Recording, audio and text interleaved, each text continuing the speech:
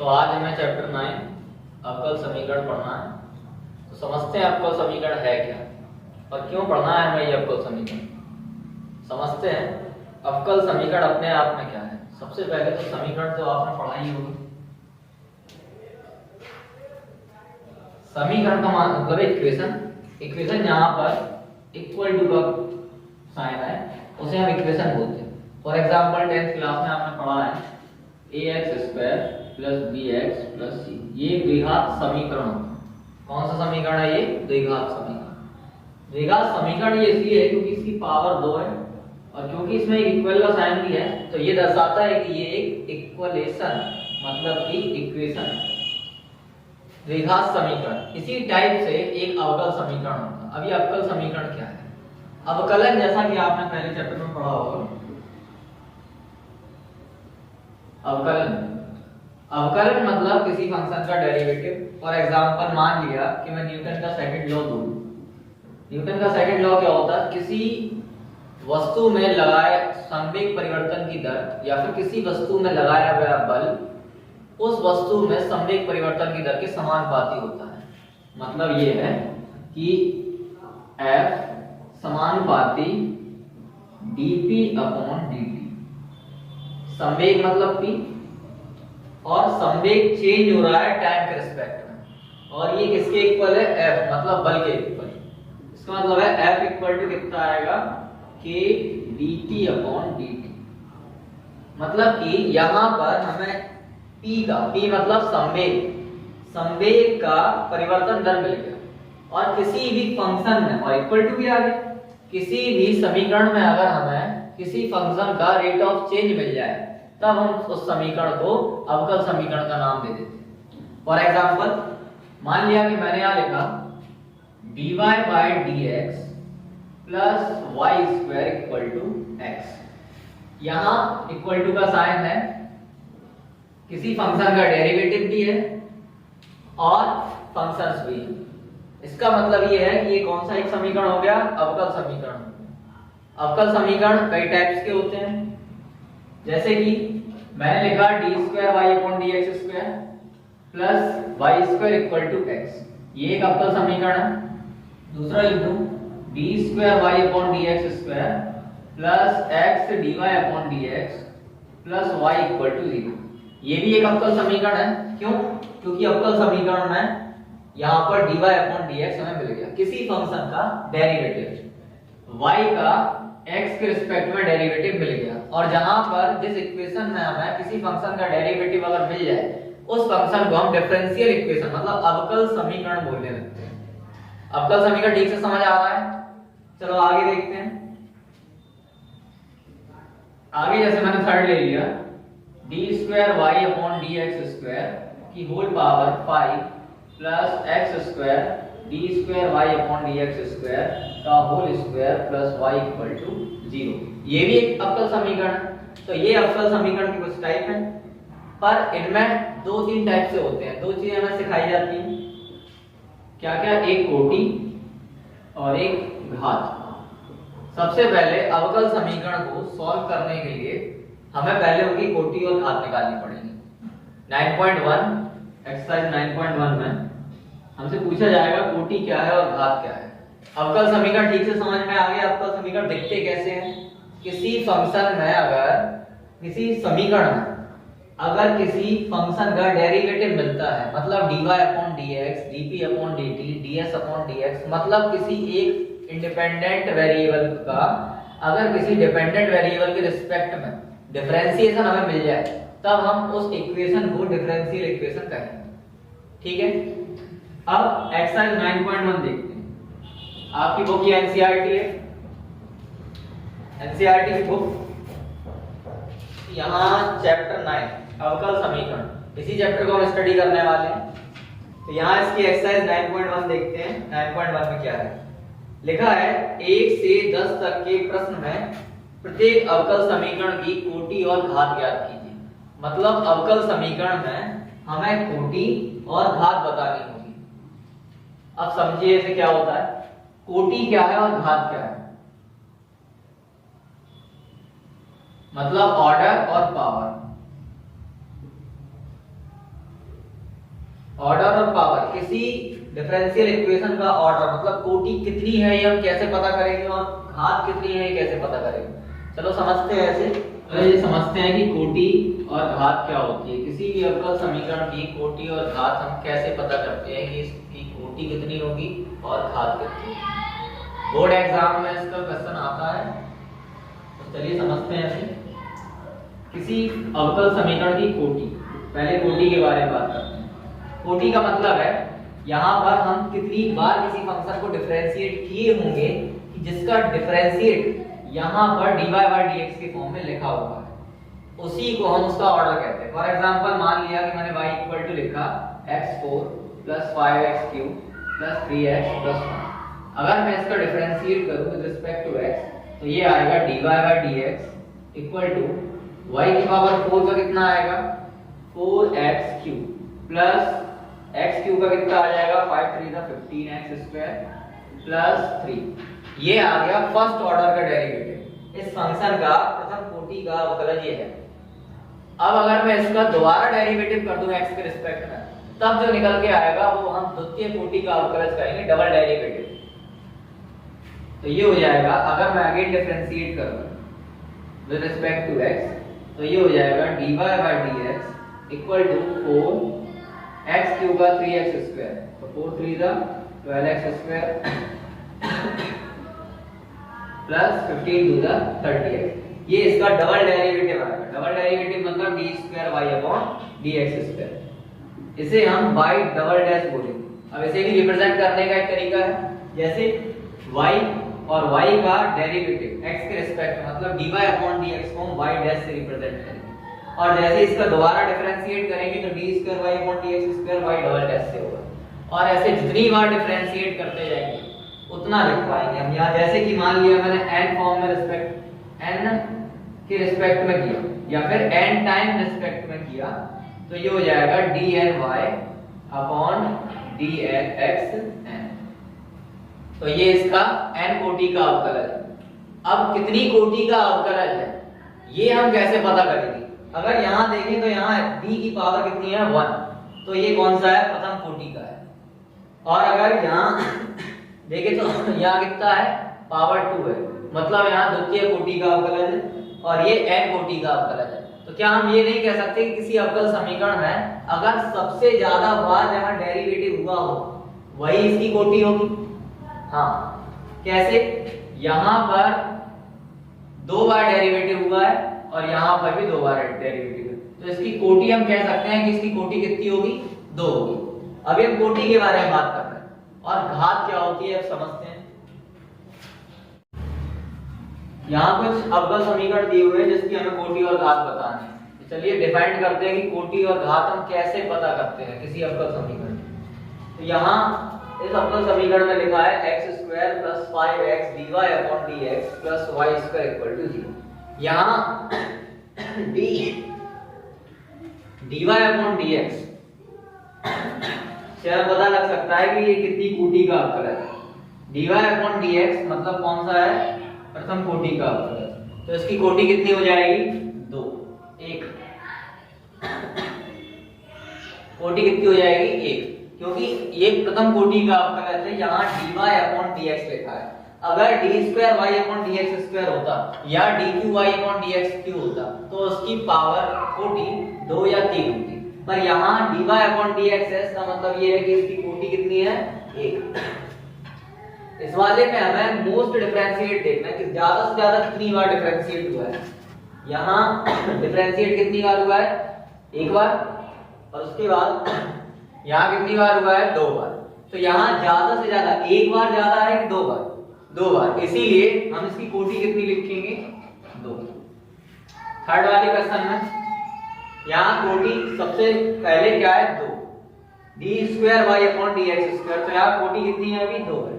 उसके बाद यहाँ 1 और यहाँ 1, तो सबसे ज्यादा बार कितनी बार डिफरेंशिएट हुआ है 2 बार, तो इसकी कोटि कितनी हो गई 2।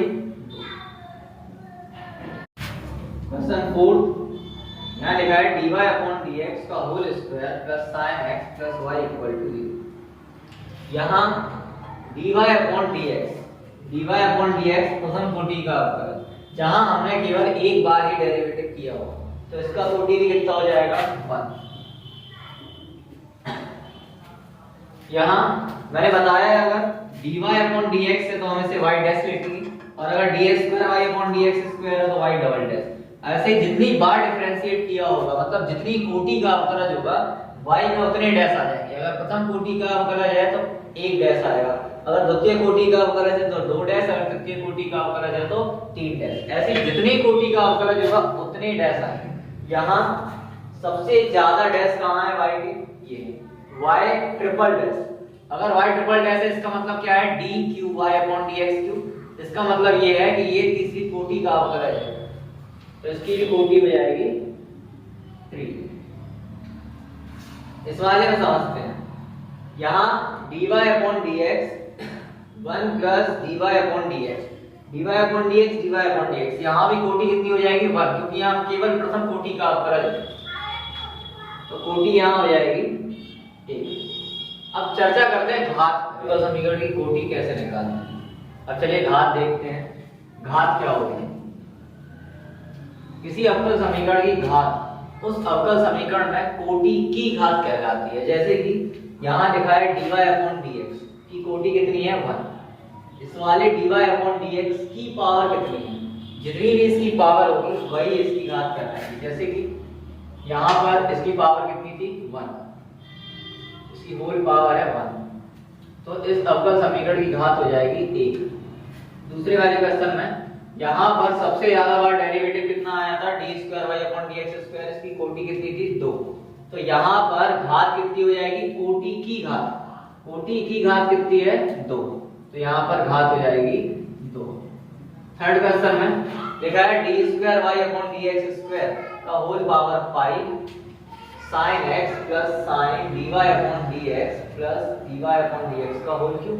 यहाँ पर इस अवकल समीकरण की कोटि कितनी थी 2। अवकल समीकरण की कोटि जितनी थी उस कोटि की घात हमें घात बतानी है, तो यहाँ की पावर कितनी है 5, तो इसकी घात कितनी हो जाएगी 5। फोर्थ क्वेश्चन लिखा है dy अपॉन dx का whole square plus sin x plus y equal to 0।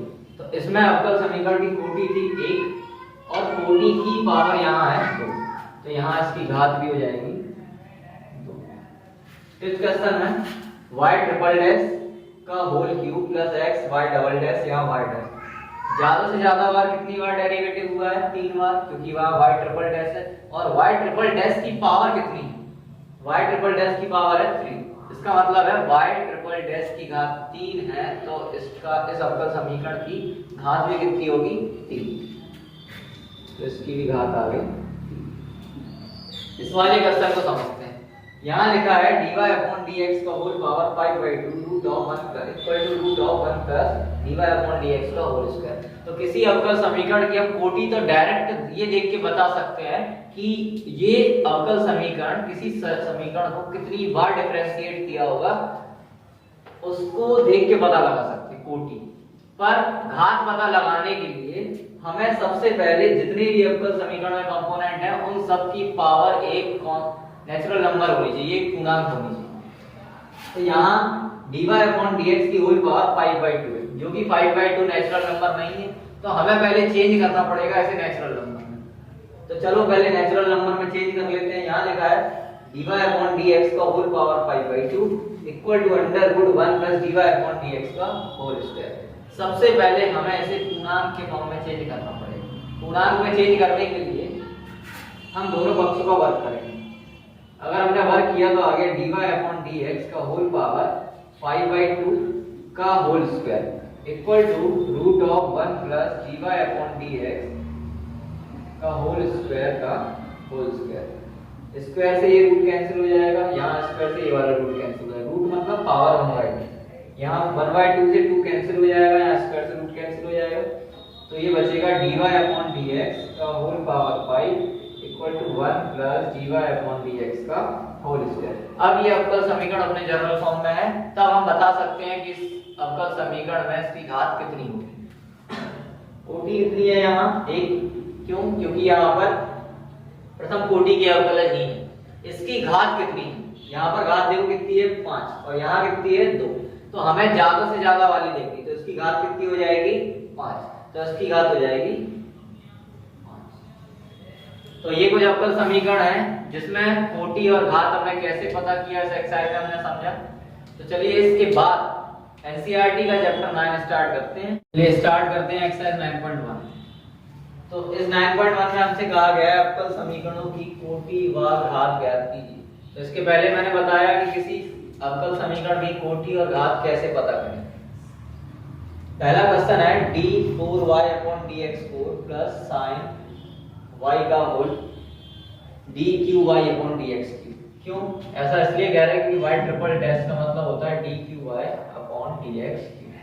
ये याद रखना, y ट्रिपल डैश मैंने बताया भी।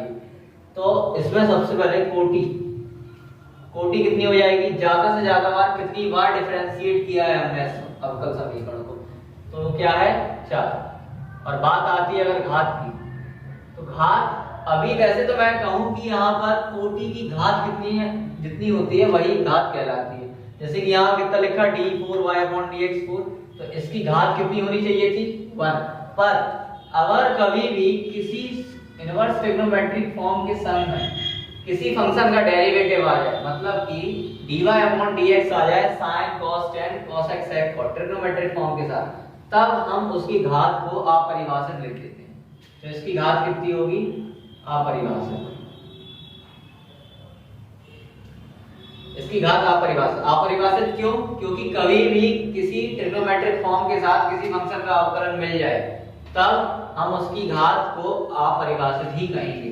जैसे कि यहाँ क्या लिखा है sin triple y triple dash है, तो इसका मतलब ये है कि sin के सन ट्रिग्नोमेट्रिक फॉर्म के सन क्या आ गया, किसी फंक्शन का डेरिवेटिव आ गया। अगर किसी फंक्शन का डेरिवेटिव sin के सन आ जाए sin cos tan cos x sec cot, तब हम उसकी कोटि घात क्या लिखेंगे अपरिभाषित।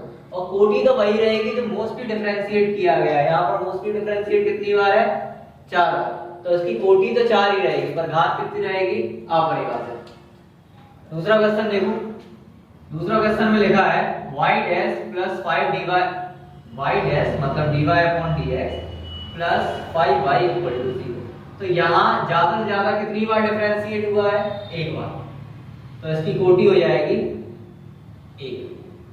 और घात कोटि की घात कितनी है, यहाँ कोटि कोई घात नहीं है, घात अगर कुछ भी ना लगी हो तो हम घात कितनी कहते हैं 1। जैसे कि मैं यहाँ लिखूं x, तो x की पावर कितनी है 1, तो इसका मतलब ये है कि यहाँ पर इसकी घात कितनी है 1। तो इस अवकल समीकरण की घात भी कितनी हो जाएगी 1। आगे ds/dt का whole plus 3s d2y/dt² equal to 0। तो यहाँ ज्यादा से ज्यादा बार ये यहाँ y की जगह s होना चाहिए था, तो यहाँ ds/dt का होल 4 है और यहाँ है 3s d2s/dt²। तो इस अवकल समीकरण में ज्यादा से ज्यादा बार हमने कितनी बार डिफरेंशिएट किया है, ज्यादा से ज्यादा बार यहाँ कितनी बार डिफरेंशिएट हुआ है, s का t के रिस्पेक्ट में 1 बार, पर यहाँ x का t के रिस्पेक्ट में कितनी बार हुआ है 2 बार, क्योंकि यहाँ क्या लिखा d2s/dt²। तो इसकी कोटि तो हो जाएगी 2। और घात कितनी होगी, कोटि की घात कितनी है, यहाँ कोटि की मतलब जो ज्यादा से ज्यादा कोटि है उसकी घात कितनी है, यहाँ ज्यादा से ज्यादा कोटि है 2, तो इसकी पावर ही इस समीकरण की घात कहलाएगी। जैसे कि यहाँ पर d2s/dt² की होल पावर कितनी है 1, तो इसका घात कितना आ जाएगा 1। 4 नहीं आएगा, 4 इसलिए नहीं आएगा क्योंकि ds/dt इसकी कोटि नहीं है। अगर ds/dt इसकी कोटि होती तब हम इस कोटि की घात 4 कहते, फिर घात कितनी हो जाती है अवकल समीकरण की 4।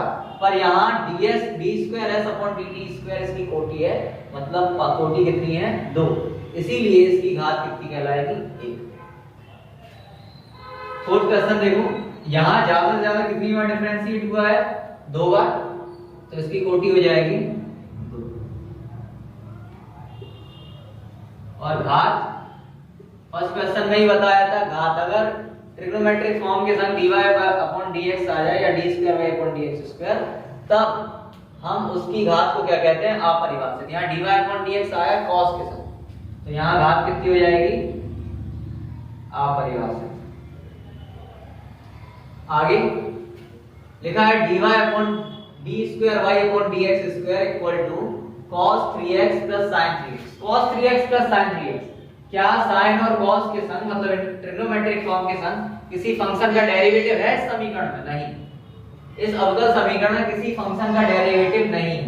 तो इसका मतलब यह है कि इसकी कोटि और घात डायरेक्टली सॉल्व होगी जैसे कि इनकी हुई है। यहाँ सबसे ज्यादा बार कितनी बार डिफरेंशिएट हुआ है? 2 बार, तो कोटि कितनी हो जाएगी? 2। और घात यहाँ पर देखो इसकी घात कितनी है? 1, तो इसका घात हो जाएगा 1। यहाँ पर कंफ्यूज मत होना कि cos 3x sin 3x लिखा है तो यहाँ पर इसकी घात अपरिभाषित होगी, नहीं। sin cos tan cos x sec cot trigonometric form आते हैं, कोई प्रॉब्लम नहीं, पर ट्रिग्नोमेट्रिक फॉर्म के साथ में अगर dy/dx आ गया या d2y/dx2 या फिर dq/dx तब हम कहेंगे कि उसकी घात कितनी होनी चाहिए? अपरिभाषित। पर अगर ट्रिग्नोमेट्रिक फॉर्म डायरेक्टली दिए हुए हैं, उनमें किसी फंक्शन का डेरिवेटिव नहीं है, तब हम उसकी घात कोटि से डिफाइन करेंगे। कोटि कितनी है इसकी? 2, और कोटि की घात कितनी है? 1, तो इसकी कोटि हो जाएगी 2 और घात हो जाएगी 1। इसके बाद इस क्वेश्चन में y triple dash y double dash y dash और y की पावर 5। यहाँ ज्यादा से ज्यादा बार कितनी बार डिफरेंशिएट हुआ? 3 बार, तो क्योंकि यहाँ कितना है y ट्रिपल डैश, तो इसकी कोटि कितनी हो जाएगी? 3। और घात, कोटि की घात कितनी है? यहाँ पर कोटि की घात कितनी है? 2, तो इसकी घात हो जाएगी। हमें इनसे कोई मतलब नहीं है, हमें बस ज्यादा से ज्यादा कोटि इसकी है, हमें उसकी पावर देखनी है। ज्यादा से ज्यादा कोटि कितनी है? 3, और इसकी पावर कितनी है? 2, तो कोटि हो जाएगी 3 और घात हो जाएगी। नेक्स्ट, यहाँ ज्यादा से ज्यादा कोटि कितनी है? 3, क्योंकि इसका मतलब क्या है? y ट्रिपल डैश का मतलब dqy/dx³ plus 2dy/dx plus d2y/dx², y dash मतलब dy/dx इक्वल टू 0। तो इस अवकल समीकरण में ज्यादा से ज्यादा कितनी कोटि का अवकलज है? 3। और इसकी पावर कितनी है? इसकी पावर कितनी है? 1, तो कोटि कितनी हो जाएगी? ज्यादा से ज्यादा डिफरेंशिएट हुआ हो, कितनी बार हुआ है? यहाँ 3 बार। और इसकी घात कितनी है? इसकी घात है 1, तो घात हो जाएगी इसकी 1। कोटि 2 और घात 1। नेक्स्ट लिखा है y dash plus y equal to e की पावर x। y डैश मतलब dy/dx, dy/dx plus y equal to e की पावर x। dy/dx मतलब प्रथम कोटि का अवकलज। इस अवकल समीकरण में केवल एक प्रथम कोटि का अवकलज प्राप्त है, तो यहाँ कोटि कितनी हो जाएगी? 1, और इसकी पावर कितनी है? यहाँ पर इसकी पावर है 1, तो घात कितनी हो जाएगी? 1। नेक्स्ट, ये इसका आंसर हो जाएगा। लिखा है y double dash plus y dash का whole square plus 2y equal to 0। तो इस अवकल समीकरण में ज्यादा से ज्यादा देखो, यहाँ y कितने डैश है? यहाँ 2 डैश है। यहाँ कितने डैश है? 1 डैश है। और यहाँ ओनली y है, तो यहाँ ज्यादा से ज्यादा कितनी बार डिफरेंशिएट हुआ? 2 बार, क्योंकि यहाँ y डबल डैश है, और y डबल डैश का मतलब क्या होता है? d2y/dx² प्लस y डैश का मतलब है dy/dx का whole square plus 2y equal to 0। तो इस अवकल समीकरण में ज्यादा से ज्यादा कितनी बार डिफरेंशिएट हुआ है? 2 बार, तो इसकी कोटि कितनी हो जाएगी? 2, और घात इसकी पावर कितनी है? कोटि की पावर कितनी है? कोटि की पावर है 1, तो घात हो जाएगी 1। इससे हमें कोई मतलब नहीं है, यहाँ 2 लिखा है, पावर इसकी 2 है dy/dx की, इससे कोई मतलब नहीं। क्यों? क्योंकि dy/dx मतलब जो पावर 2 है, यहाँ इसकी कोटि हमें 2 आ गई, यहाँ पर पावर 1, इसीलिए यहाँ पर कितना कोटि आएगा? 2 और घात आएगा 1, क्योंकि इसकी पावर 1 है। आगे y double dash plus 2y dash plus sin y equal to 0। इस अवकल समीकरण में कितनी बार डिफरेंशिएट हुआ? 2 बार, तो कोटि हो जाएगा 2, और इसकी पावर कितनी है? 1, तो घात हो जाएगी 1। Next question 11। क्वेश्चन 11 में लिखा है d2y/dx² का होल क्यूब प्लस dy/dx का whole square plus sin dy/dx का स्क्वायर प्लस 1 इक्वल टू 0। तो इस अवकल समीकरण में हम देखेंगे इसकी कोटि। उसने पूछा है कि कोटि और घात क्या है। इसमें शायद कोटि पूछा होगा या घात पूछा होगा, जो भी पूछा हो, कोटि और घात पता लगा लेते हैं। मान लिया कोटि कितनी होगी? कोटि यहाँ सबसे ज्यादा बार डिफरेंशिएट कहाँ हुआ है? 2 बार, तो कोटि कितनी हो जाएगी इसकी? क्योंकि यहाँ 1 बार हुआ, यहाँ एक बार हुआ और यहाँ 2 बार हुआ, तो कोटि इसकी कितनी हो जाएगी 2। और घात क्या होगी, घात मतलब कोटि की पावर कितनी है, यहाँ फर्स्ट पर्सन में भी कोटि की पावर कितनी है, कोटि की पावर कितनी है यहाँ 1 है, पर यहाँ परिभाषा इसलिए लिखी थी क्योंकि यहाँ पर साइन के साथ में dqy/dx था, y ट्रिपल डैश था, इसीलिए हमने अपरिभाषित की थी। सेम यही क्वेश्चन है, सेम क्वेश्चन क्या है, sin dy/dx का होल स्क्वायर, तो ट्रिग्नोमेट्रिक फॉर्म के साथ अगर dy/dx आ जाए इसका मतलब ये है कि इसकी घात कितनी होगी अपरिभाषित, इसकी घात लिखेंगे हम अपरिभाषित। इसके बाद 12 क्वेश्चन है 2x² d2y/dx² - 3 dy/dx + y = 0 की कोटि ज्ञात कीजिए। कोटि इसमें ज्यादा से ज्यादा कितनी बार अवकलन हुआ है, यहाँ बताओ ज्यादा से ज्यादा कितनी बार अवकलन हुआ, यहाँ 1 बार हुआ और यहाँ 2 बार, तो कोटि कितनी हो जाएगी इसकी 2। और अगर इसी में घात के बारे में बात करें तो इसकी घात कितनी होनी चाहिए, कोटि की पावर कितनी है, यहाँ कोटि कितनी है 2 और इसकी पावर कितनी है 1, तो इसकी घात कितनी आ जाएगी 1। क्या आई होप आपको समझ में आई होगी ये वीडियो। इस सारे क्वेश्चंस में अगर आपको कोई भी डाउट है तो आप मुझे कमेंट थ्रू से पूछ सकते हैं। बाकी अब अगली वीडियो में हम 9.2 देखेंगे कि 9.2 में कुछ इक्वेशंस को हम कैसे सॉल्व करते हैं।